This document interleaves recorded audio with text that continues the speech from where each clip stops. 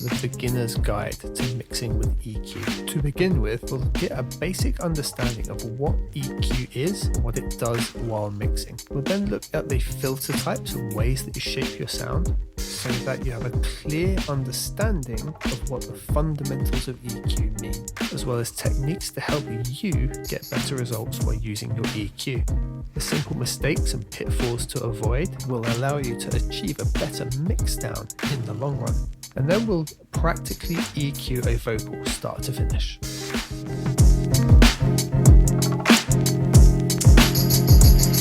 Today's video is sponsored by DistroKid. They let me get my music out to all of the major distributors, and they do that at a price an independent artist can easily afford. If you're ready to get your music or beats out there and want to release an unlimited amount of music each year, check the link in the description below for a discount off of your first year of unlimited distribution with DistroKid.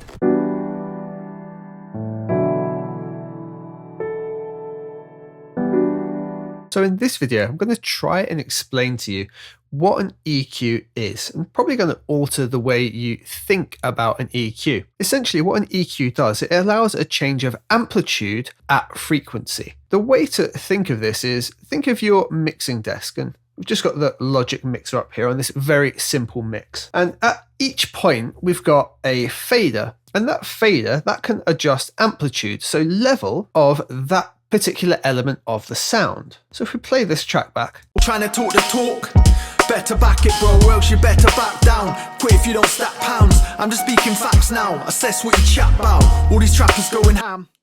Got you fam, dry snitched on yourself, now the feds they wanna pat you down, it's fuckery. Still repping the West Country, trying to talk the talk.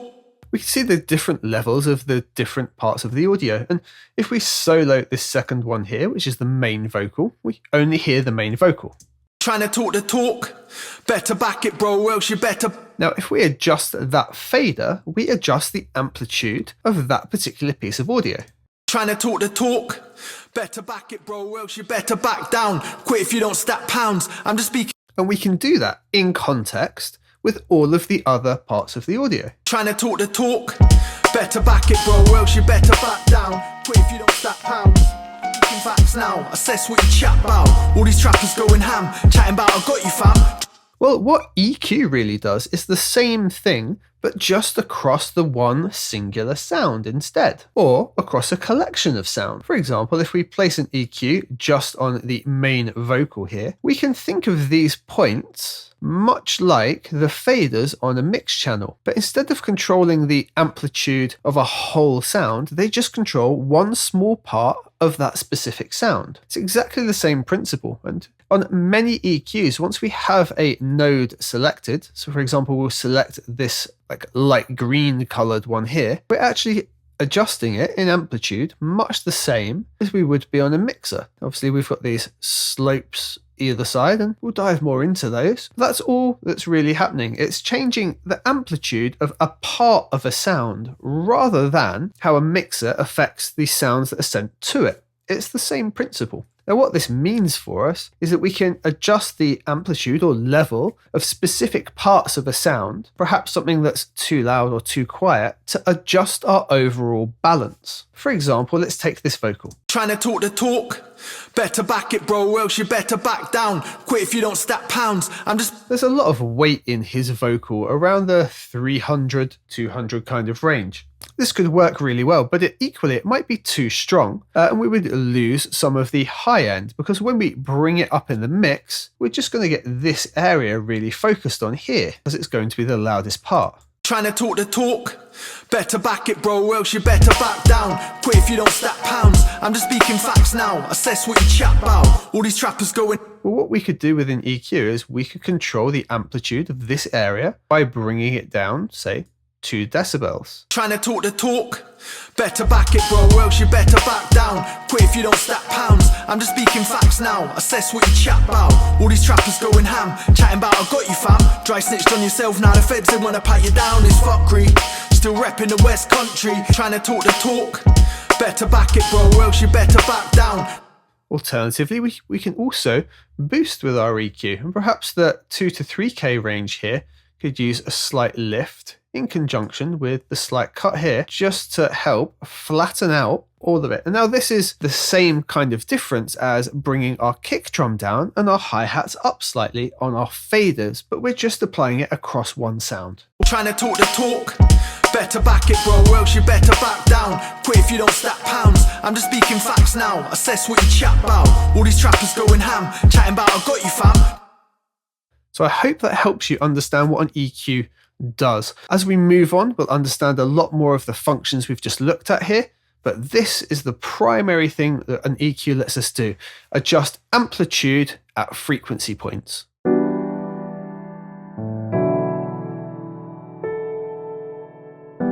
In this video, we're going to go over the common parameters that you would find on most EQs. In this instance, I'm using Logic's stock channel EQ.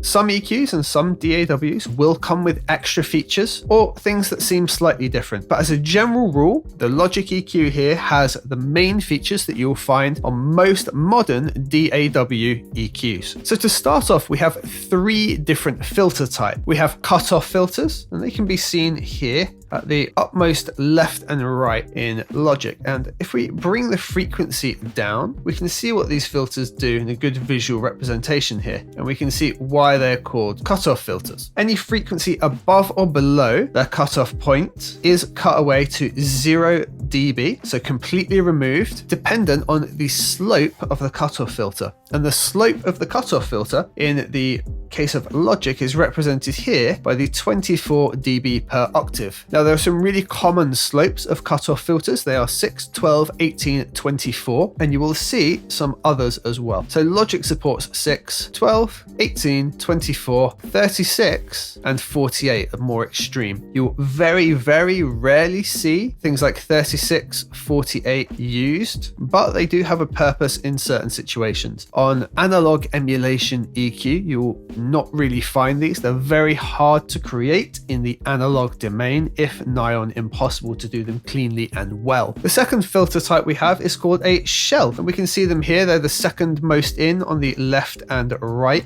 on Logic. What a shelf does is kind of the opposite really of the cutoff filter. It allows us to boost or cut continuously from its cutoff point. So here, the frequency it's working at is 87 Hertz. We've reduced by 5.2 dB, and from that cutoff point, it continuously reduces by 5.2 dB after its initial slope. Now, unlike a cutoff filter, we don't have a slope of say 24 dB per octave. We instead have a Q, and our Q parameter determines that slope. We can decide whether it takes a lot longer or it happens quite quickly to get to its maximum reduction point. Notice the faster it happens, we tend to get a boost before the cutoff starts to happen, and our actual reduction frequency goes a little bit further back than the initial reason. Now, there's lots of technical reasons for this, but our actual cutoff frequency here, we've already started to have some reduction. If we go the other way with it, we actually start to get a reduction much, much further back, almost as far as 1 kilohertz here, even though we initially want our cutoff point to not happen until 87 Hertz. Generally, the more subtle the curve and the slope, the more natural sounding the EQ, and we'll explore that as we go. Our third filter type is known as the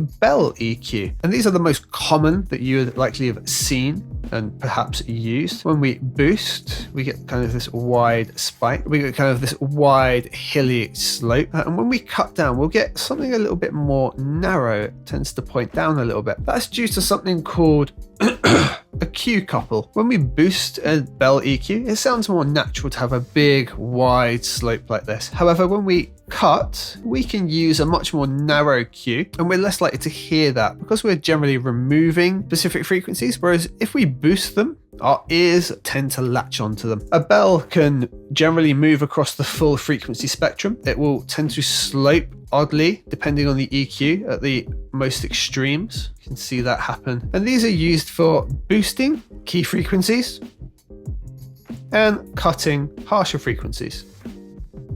Q, again, adjust the slopes, but this time either side of our boost or cut point. A high Q gives us a narrow EQ curve, whereas a lower Q value gives us those big sweeping hills and dips. And those are the three main filter types you're going to find across pretty much every stock EQ. There are a couple of others that we're going to explore in the intermediate section, but for now, those are your bread and butter for what you're going to need for 85 to 90% of all of your EQ needs.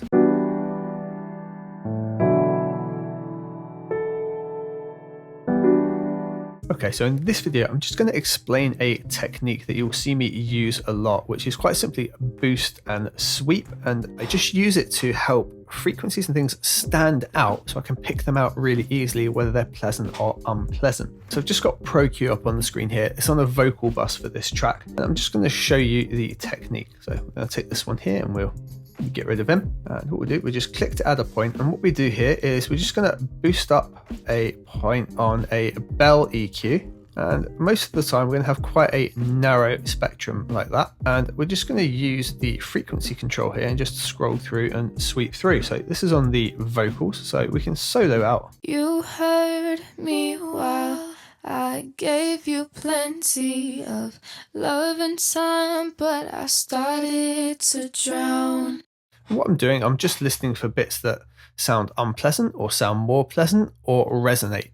You heard. So for example, in here, there's a couple of phrases that pop out. You heard me while I gave you plenty of love and time, but I started to drown. So I'd just note that up here is probably going to need some corrective EQ. You heard me while I gave you plenty of love and time, but I started to drown.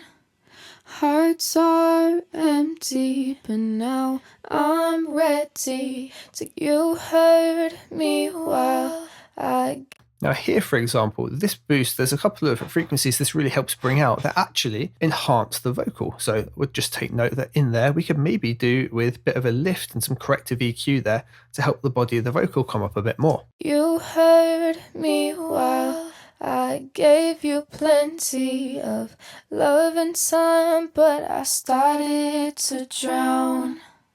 Hearts are empty, but now I'm ready to. You heard me while I gave you plenty of love and time, but I started to drown. Hearts are empty, but now I'm ready to. You heard me while I gave you plenty of love and time, but I started to drown. Hearts are empty, but now I'm ready to. You heard me while I gave you plenty of love and time. And just here, I can hear the tiniest bit of resonance. This vocal is actually really nicely recorded, but something like that would just maybe note that that's there, really narrow Q, and potentially cut it away. But we're just listening for things that really stick out and stand out. The other thing is the low end. So we'll tend to go with a bit of a wider Q there. On Pro Q, I like using it because I can just click here and roll my finger. Same with actually with the Logic channel EQ. And I want to hear if anything in the low end is doing anything useful. You heard me while I gave you plenty of love and time. And here we can hear, even though we're boosting it, we're not getting any benefit to the vocal. There's nothing really of use down here. You heard me while. Nothing really useful until the fundamentals around here. You heard me while I gave you plenty of love and time. So a really great exercise for you is to find an element in your track that you're currently working on and use the EQ, whether it's a channel EQ, Pro Q, whatever you have access to, and simply do this. Make sure you turn the analyzer off as part of the exercise. So we just switch it off entirely here, give it a boost, fairly narrow, and just have a sweep through and try and listen for any areas that are standing out. You heard me while I gave you plenty of love and time, but I started to drown. Try it with a wider and narrow Q as well. You heard me while I gave you plenty of love and time. Wide EQ can really help you find out places that will benefit from a boost later. You heard me well. I gave you plenty of love and time, but I started to drown. Hearts are empty, but now I'm ready to. You heard me well. I gave you plenty of love and time, but I started to drown. Hearts are. So very roughly, we'll probably end up with something like that. You heard me well. I gave you plenty of love and time, but I started to drown. Hearts are. You heard me well. I gave you plenty of love and time, but I started to drown. Yeah, and that's definitely helped. So that's just that boost and sweep technique that I use to help find areas that are causing problems, could benefit from attention and boosts as well. And yeah, just sweep through sounds, have a listen, and great to turn the analyzer off so you can't see those peaks and just do it with your ears. It's a really good exercise. So I'd like you to try that before moving on to the next section.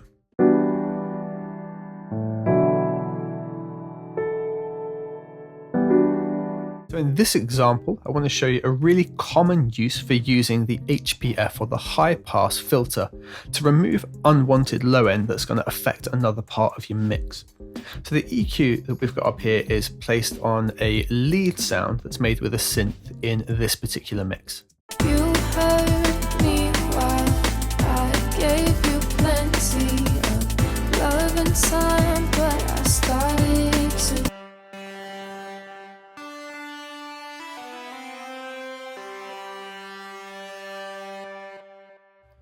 And it's got a high pass filter on it, and we can see everything here from the 102 hertz region is rolled off. Now, the reason it's 102 hertz, there's a section later in the track where the peaks that you could see here, those fundamentals, go a little bit lower. So I didn't want to take those out, but I did want to make sure that none of this low end that was unnecessary was there. So if I switch off the analyzer and we'll take the shelf off, we can see that there's going to be a lot of unwanted low end in here. Look.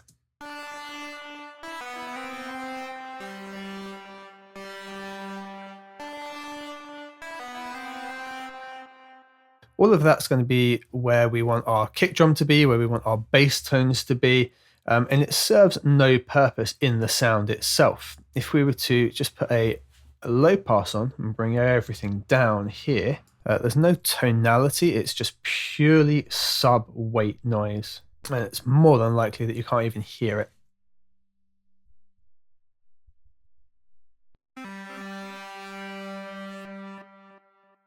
So we're taking nothing audibly pleasant away, but it would impact other elements of our mix. So that is why we would use this particular filter type to take all of that away. And we can now see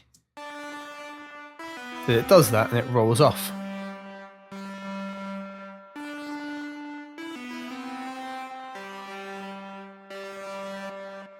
Now you'd be tempted to apply this to just about everything other than your kick and bass.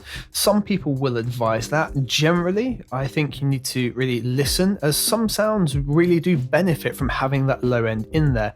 So you can try the technique that I just showed of doing this and having a listen to what's really down there. But the other thing is very simply just practice your A and B, so on and off, and engage it in context and see if something's being taken away from the sound in the mix, then you're likely cutting frequency that's going to be something that you'd want to keep in your overall track. But in this instance, this is the most common use. We're just tidying up and making sure that there's not unwanted sound that we wouldn't necessarily hear, and we're definitely not going to miss, that would affect other elements of our track.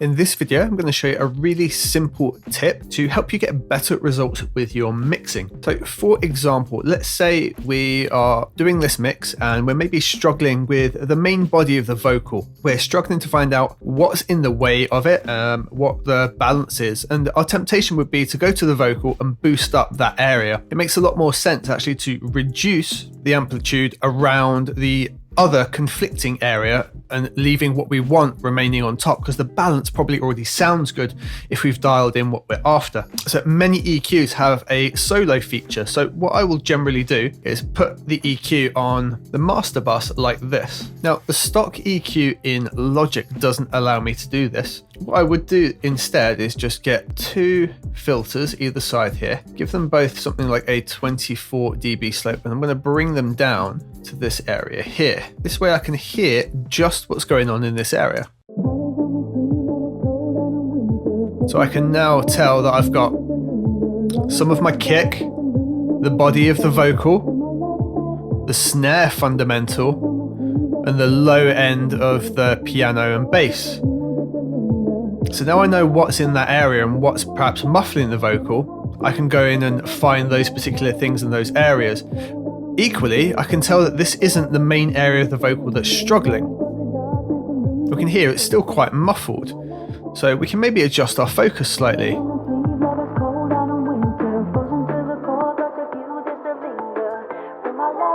This is actually a lot more of the area we want to focus. And we can now hear top end of the snare and the piano melody, but some of the bass, that's likely going to be our problem, probably around the 500 Hertz. So we drag this back. And now we can hear that bit of bass fighting with the vocal. Perhaps you're not using Logic and you've got a different EQ, or perhaps you've got a tool like EQ2 or EQ3. I have EQ3 as well, but I still use EQ2 a lot. It's just very, very simple. What this does, I can put any point anywhere, and I have the headphone icon here, and this will isolate a band for me. I can use the mouse wheel just to adjust the Q. So I can use this to do exactly the same thing, but really easily on the fly. Check this out.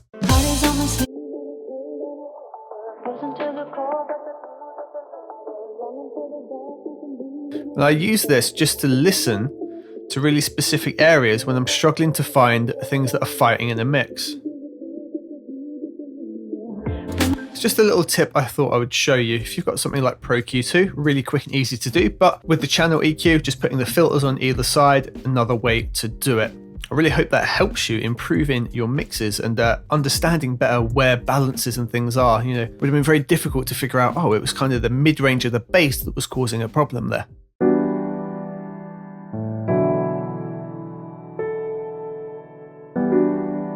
In this video, I'm going to explain a very simple exercise, and it is the A/B test for EQ. EQing the vocal bus here, I've arrived at a very unusual, but a very simple EQ solution. We're taking away the low end because there was nothing down here we needed. I've put this step down here. It's basically a shelf because we've got a resonant frequency in our voice that stands out a lot more than all of the others. We can see it in the analyzer. For the darkness to leave in a whisper.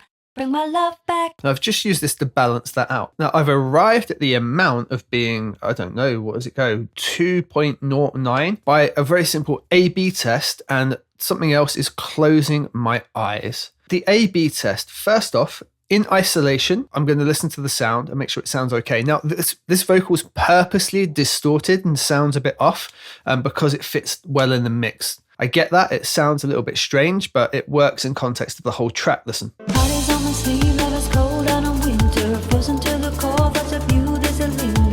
However, in isolation, it sounds pretty rough.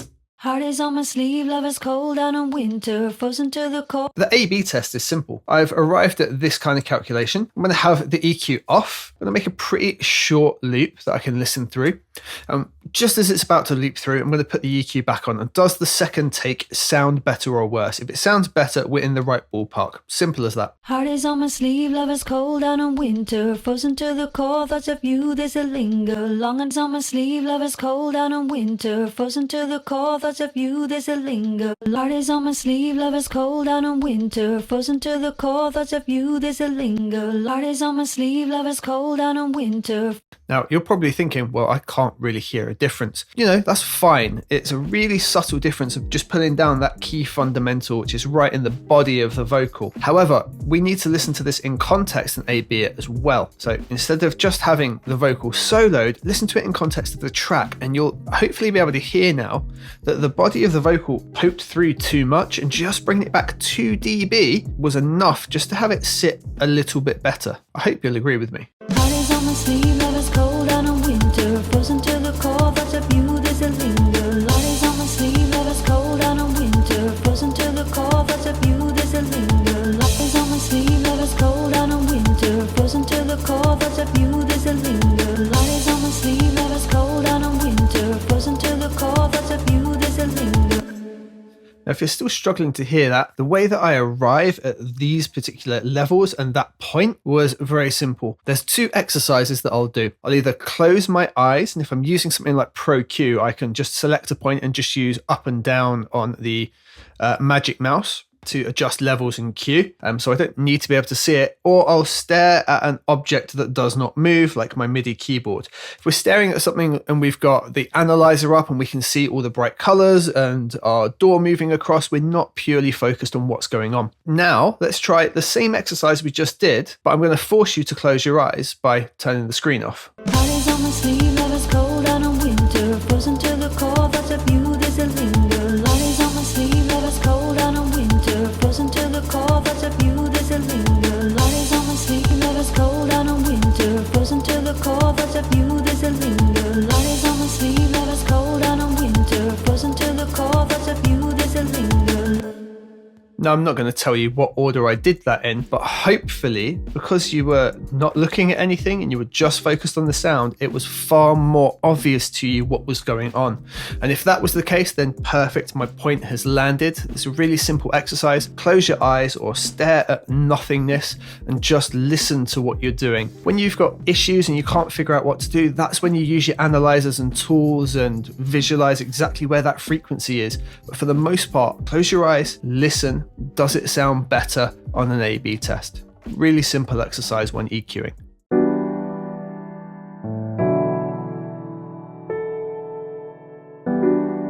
This particular layout for an EQ is a Pultec. In this case, this is the UAD Pultec, authorized emulation, but you'll see other versions that are laid out similar to this, and it's important that we understand why they're laid out like this and how they work, because they're slightly different to the parametric EQs that you'll see. So the switches we have here are actually set frequency points. So we have 200 through to 1000. As we can see, just above is listed peak, and this is going to be a peak decibel control. We can only go upwards. We can only boost with this section of the EQ. So this is on the piano here. And if we place it at 1000,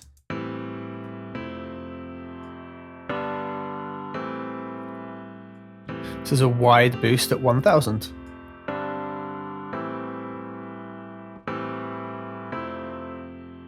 Now, you'll notice it starts to saturate and distort, and that's the real nature and sound of these types of EQs. It's a lot of the character that we go for. Now, what I've actually done on the piano is I've got it at 3K here on the right-hand side and maximum amount of peak. So if we disable it with the switch just here, this is how it actually sounds. This is what I did to it in the mix. Remember, we were talking about that high frequency. Well, this is really what I'm lifting up here to give loads of air to the sound and just help this piano stick out in the mix.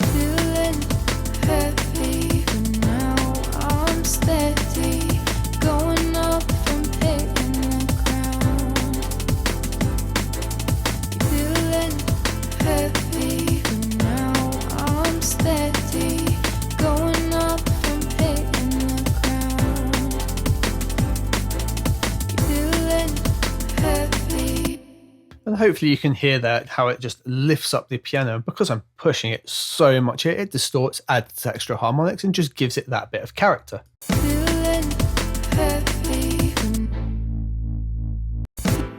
Now, if we want to cut with these EQs, we have to use the dip sections. And again, we have to set the frequency and we push the dip. But remember, this is now actually going to be taking away. One of the useful things about this, like we looked originally at our filter types where a bell curve upwards was nice and curved, and when we pulled it down, it was more of a point. The same thing applies here. So we can actually put this at the same frequency. So I could put this at 3K, and the dip is going to cut at the 3K frequency point, but it's also going to leave a boost as well, either side of it, because of it being a much wider boost and a narrow cut. It can give a really unique effect. So let's listen to it in isolation.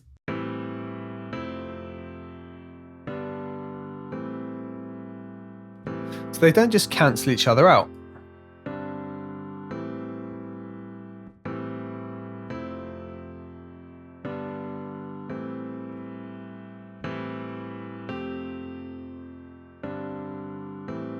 And I'll often use a blend of the two together like this to get a particular sound. It is a common technique used with this type of EQ. Now, there's another form of the Pultec that you might see, and it looks like this. We've got a similar principle, apart from here, the CPS.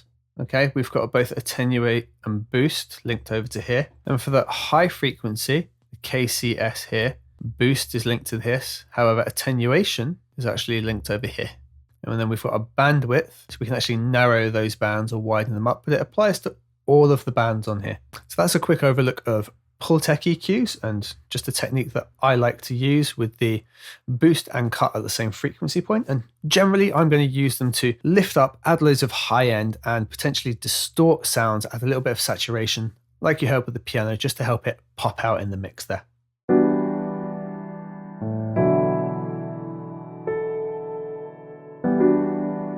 Okay, in this video, we're going to look at how you would approach correcting a vocal. Now, the vocal part I'm going to use is just this here. You heard me while I gave you plenty.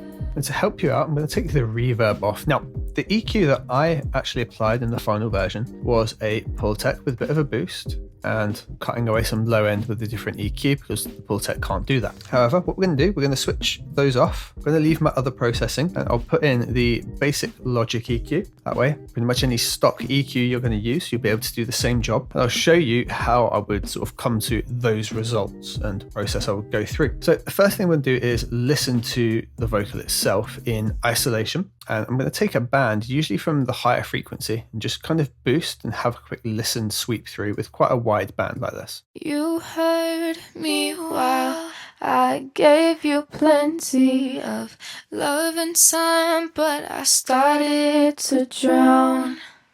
Hearts are empty, but now I'm ready to you heard. Okay, and what I'm listening for here are areas that when they're overly boosted, the vocal maybe sounds more present or nicer, or if it's too boosted, it in fact sounds a little bit harsh or muddy. So for example, up here in the high end, when this is boosted, you heard me while I gave you plenty of.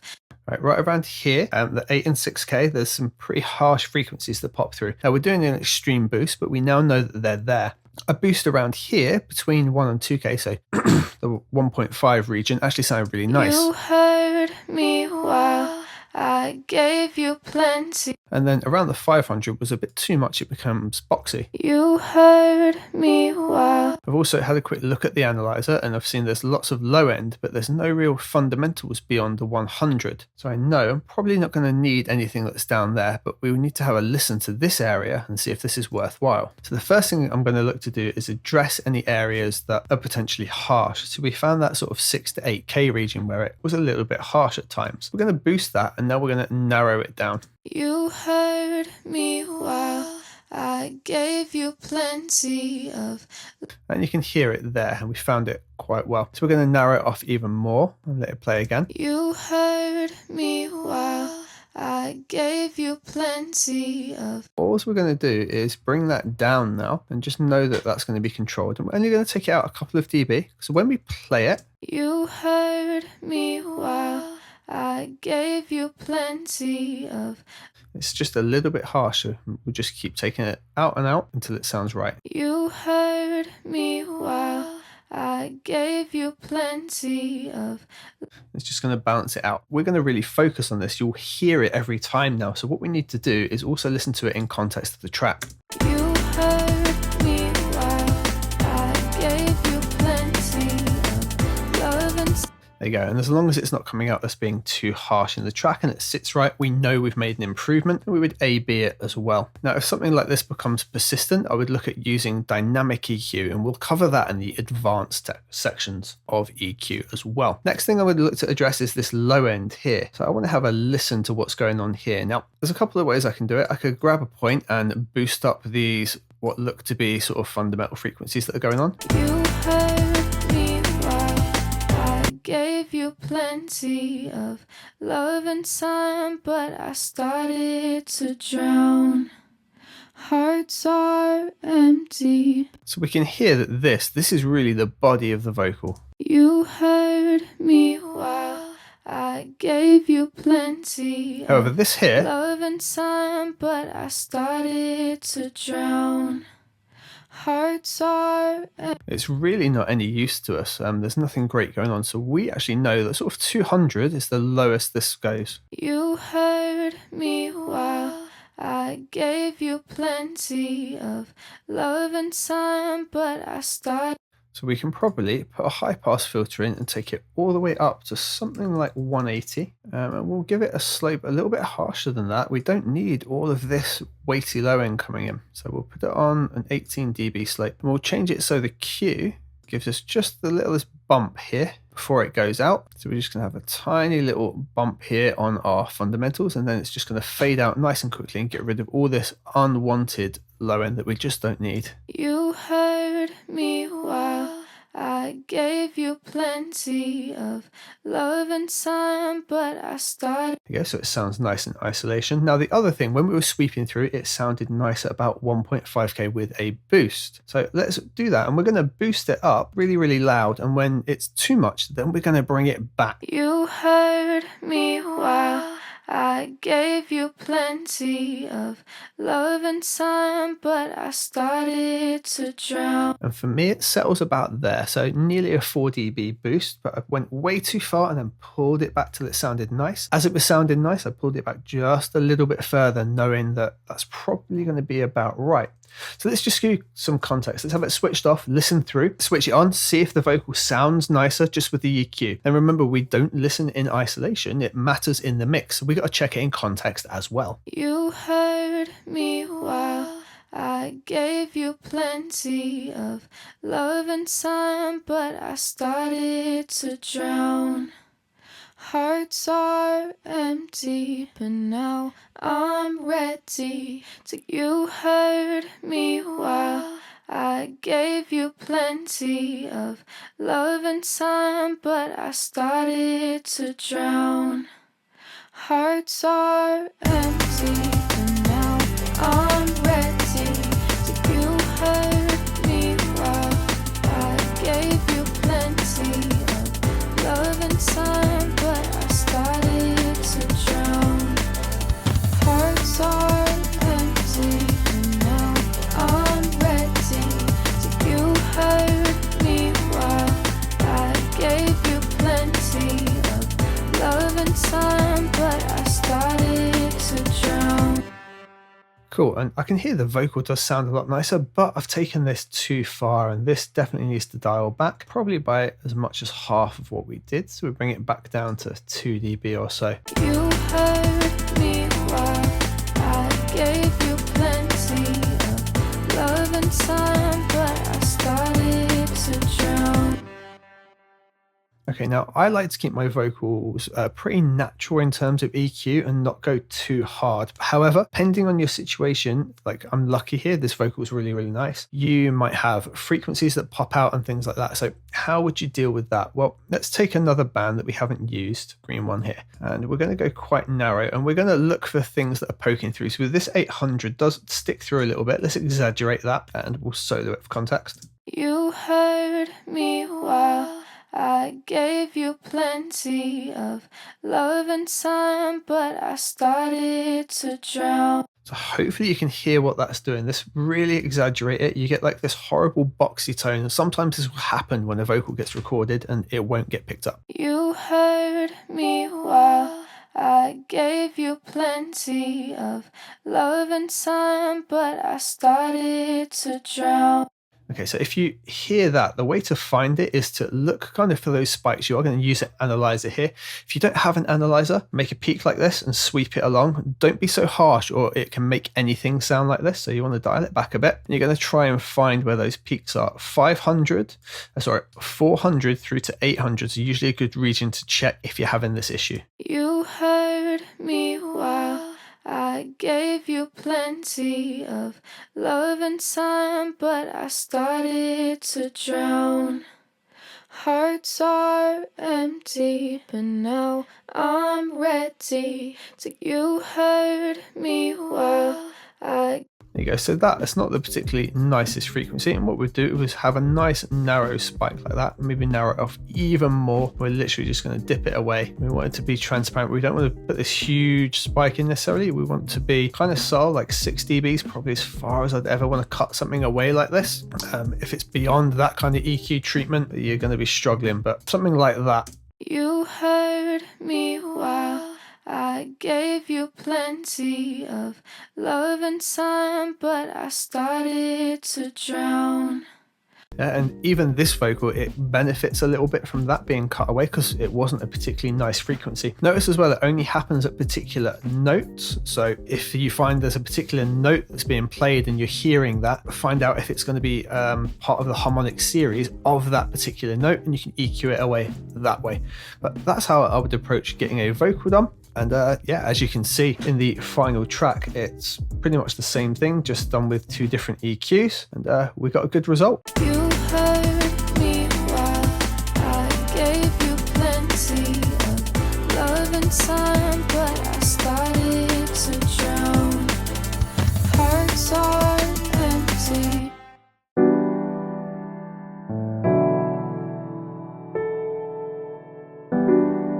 Okay, so in this video, we're going to look at a use of dynamic EQ on something like a vocal to maybe tame some harsh highs. In this video, I'm going to use Pro Q3 because that has the ability to switch individual bands into dynamic mode, but the same can be used of something like Neutron, for example, that's also a dynamic EQ, or even the Tokyo Dawn Nova. Part of the vocal we're going to look at is just here. Feeling heavy, but now I'm steady. Listening and seeing the graph here, we can see a particular jump just here, up around like the 5 to 6K. You can really catch it with the ear. Feeling heavy, but now I'm steady. Just there. So what we would do with the dynamic EQ, we would put our band in just like so. What we'd actually do then is we would dial in a cut around that area and probably narrow it off a bit. Looking to just take it down by something like 3 dB would probably do the job. We also need to switch this into dynamic because this would now be cutting out some of the top end of the vocal, even though at those key moments we don't want that to be happening. Feeling heavy, but now I'm steady. So while it's taming that harshness, it's also taking away a lot of our detail. So to put this into dynamic mode, we just do the little drop down here and make dynamic. On Fab Filter, this gives us an extra little dial in here, or we can, where it's automatically done, but we can switch auto off, and then we've got a threshold control here. So what we need to do is find out where that jump happens so that we can catch it. Feeling heavy, but now I'm steady. And that caught it pretty much perfectly. In fact, I would actually give it a little bit more breathing room. Feeling heavy, but now I'm steady. Okay, something else we can do now is basically how much this is going to be applied. So we could bring the dynamic range, be an extra 3 dB lower, and then perhaps almost take this off. So it's now just going to cut 3 dB at that key moment. Feeling heavy, but now I'm steady. Going up from hitting. Hopefully you can hear the difference there. So what we'll do is just isolate that short passage, have it without. Now I'm steady. Going up from hitting the ground. Now I'm steady. Going up from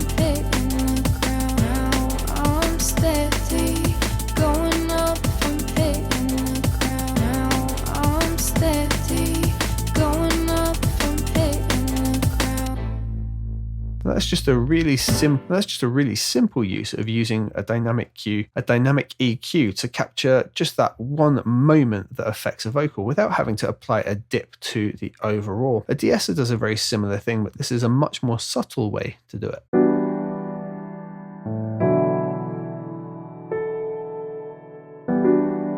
So in this video, we're going to look at a dynamic EQ with an additional benefit. So we've looked at how we can use it to tame, say, a harsh peak in a vocal. And we could do that with something like a de-esser or even multiband compression. Where a dynamic EQ really comes into favor is the fact that we can still treat it like an EQ, as well as offer that control. So much like the previous one, I've placed Pro Q3 on the vocals here because we're going to use Pro Q3 as our dynamic EQ. So if we solo the vocal, I'm living life, baby.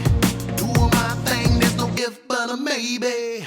I'm living life, baby. No matter what they do, say you know it can't faze me. Now, there's not really anything that stands out as being bad, apart from a really small S jumps in around here. No matter what they do, say you know it can't faze me. And we can actually see it pop up around 10K. You can visually see it as well as catch it with your ears. So let's try and just highlight what we're looking for here. Added 6 dB there. It should really stick out now. No matter what they do, say you know it can't faze me. There we go. So let's make this a dynamic band like we did before. And let's reduce it by as much as 6 dB and really narrow it away. We'll take it off of auto. And we're going to try and find that good threshold. No matter what they do, say you know it can't faze me. No matter what they do, say you know it can't faze me. No matter what they do, say you know it can't. There you go. So now it doesn't get touched until that extra S really pops through there. No matter what they do, say you know it can't faze me. No matter what. Now the benefit here is we can now also continue to treat this like an EQ. So for example, the high end of this vocal actually sounds okay, but if we wanted to, we could now still offer a lift in the vocal and perhaps increase the brightness. And we're still going to be able to tame that really specific area with the dynamic EQ. No matter what they do, say you know it can't faze me. No matter what they do, say you know it can't faze me. No matter We might what need they to do, bring say it you down know further it than can't before. faze me. No matter what they do, say you know it can't faze me. No matter what they do, say you know it can't faze me. No matter what they do, say you know. I'm living life, baby. Doing my thing, there's no if but a maybe. I'm living life, baby. No matter what they do, say you know it can't faze me. I'm living life, baby. Doing my thing, there's no if but a maybe. I'm living life, baby. I'm living life, baby.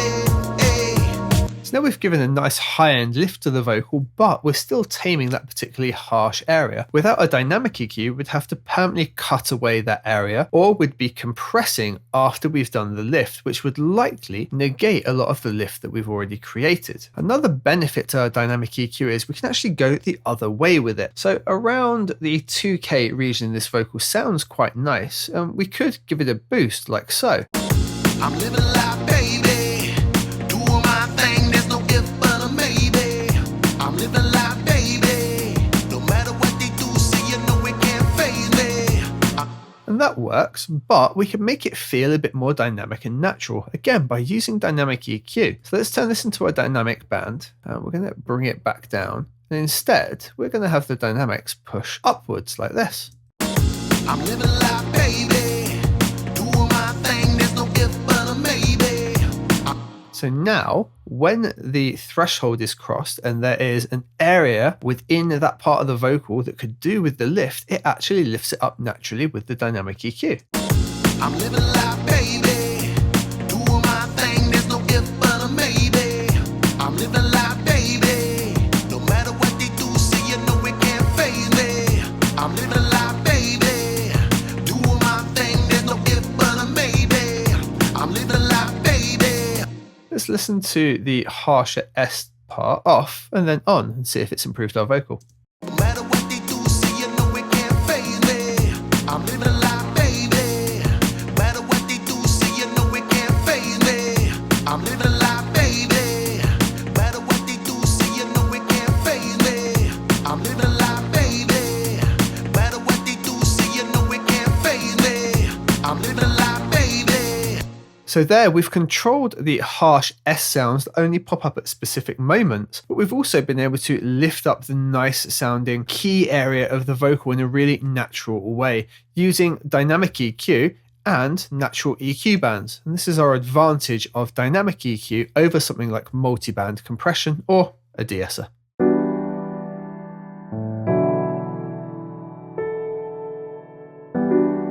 In some cases, you might be working with a sound that's in stereo, but has different levels and different textures on the left and right channel. Key example would be in this track here. I have this short string stab.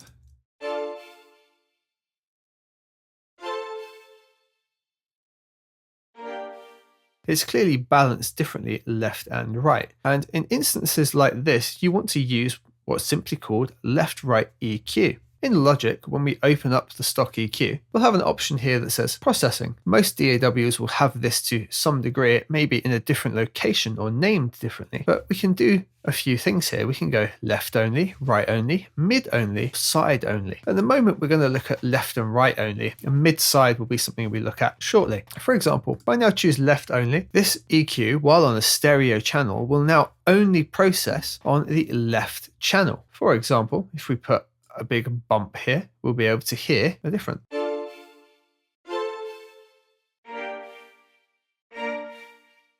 Now this can be useful to control sounds that are balanced differently with the left and right. Equally, if the frequency is different in the left and right for, say, the low frequency, we might want to use two EQs, one set up left only and one set up for right only, and have two different high passes, as perhaps our cello, for example, might be panned a little bit further to the left or the right.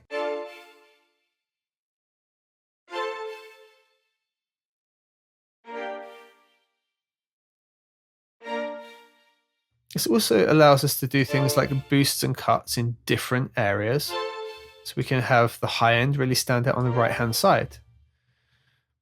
This could be a mixed choice to help with your balance, and might suit the whole overall track better.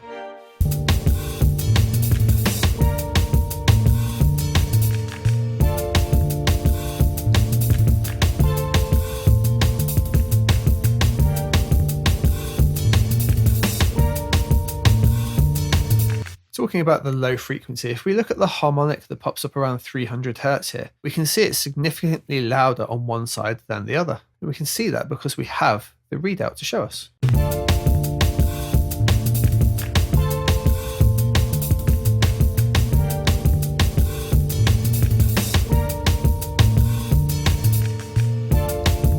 Another instance where you might want to use left and right separate EQ are drums. Drums are often mixed in a bus and will have some hard panning like hi-hats off to one side and crashes off to another. You may just simply want to tame some harsh crash sounds on one side of that individual mix, especially if it's a live drum set recorded just with a dual mic system. So that's how we would independently EQ just the left and right channels separately. Let's now have a look at some uses of mid-side EQ.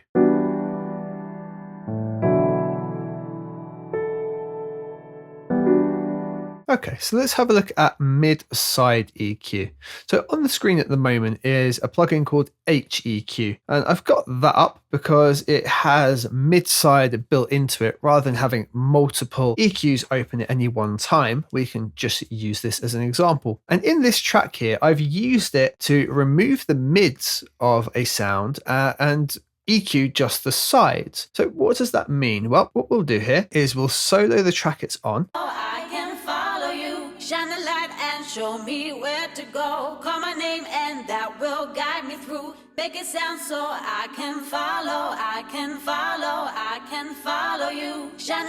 Hopefully you can hear that that's made really, really wide. And I've done that by using a couple of things. Well, I've sent it to a delay and I've used this mid-side EQ to remove the midsection and just enhance the left and right hand side. So if we can just listen to this. Okay, so hopefully you can hear here that this is just this side of the vocal. Okay, if I was to boost it, There's kind of no middle, right? Now if I bring down this slider here, which is the sides, and here is the center. That's actually the middle. So together, we have the whole vocal in its stereo field. You can kind of think of it as this is the mono,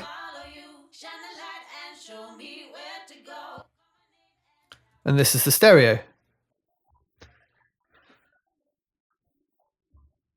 So I've got the original vocal here, and that's going to be doing all the middle work, and I've EQ'd the sides separately just to have a little bit of lift to give it that really wide feel when all of the vocals together. And that will guide me through, make it sound so I can follow, I can follow, I can follow you. Show me where to go, call my name and that will guide So me if I was to through. adjust this here, we can boost and make it feel even wider. I can follow you, shine a light and show me where to go, call my name and that Take it will away. guide me through, make it sound so I can follow, I can follow. It's far more central. Follow you, shine a light and show me where to go. Call my name and that will guide me through. Make it sound so I can follow, I can follow, I can follow you. Shine a light and show me where to go. Call my name and that will guide me through. Make it sound so I can follow, I can follow, I can follow you. Show me. Let's have a look at another example. Let's take the drums of this track. And we'll use a different EQ. I'll use Pro Q3 works in a slightly different way. Instead of having those two different modes and two different sliders, when we create a point in Pro Q3, we can choose what this particular point is going to do. Here it's stereo, so at the moment it always EQs the left and right channels equally, but we can separate them, so we can have it so it's left or the right. We also have mid and side. So now this is a mid-only EQ. So what I could do with the drums here is if I was to make this, say, a low cut, I could remove all the mids of the drums. Have a listen.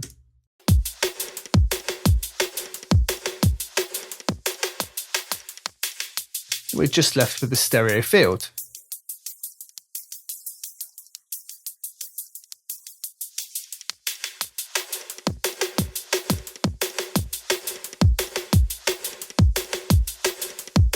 If I were to change this to stereo, if I were to change this to the sides, I could do the same thing, but it would make the drums completely mono. Notice our kick is left alone this time.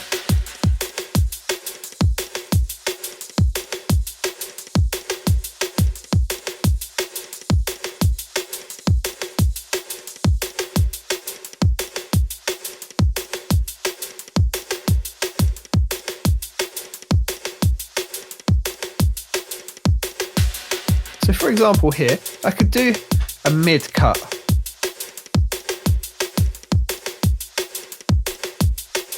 And I could cut away just the mids, knowing that all the highs would be left alone.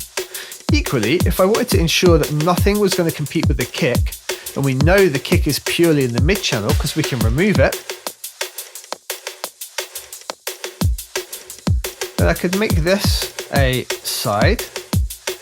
I would roll this away just above the kick, and now nothing is going to be stereo below that point and will not interfere with the kick drum.